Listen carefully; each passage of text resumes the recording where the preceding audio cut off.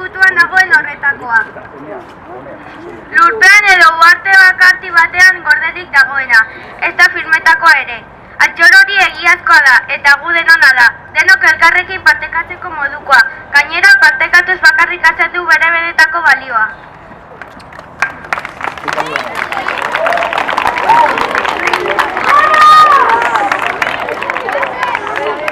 Altxor hori Espainetan dugu, beti preste emateko eta jasotzeko, edo biak batera kaso.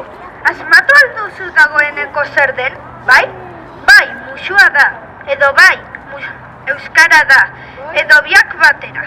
Biak baitira partekatzeko, biak Espainetan goxo, zugandik gugana eta gugandik zugana.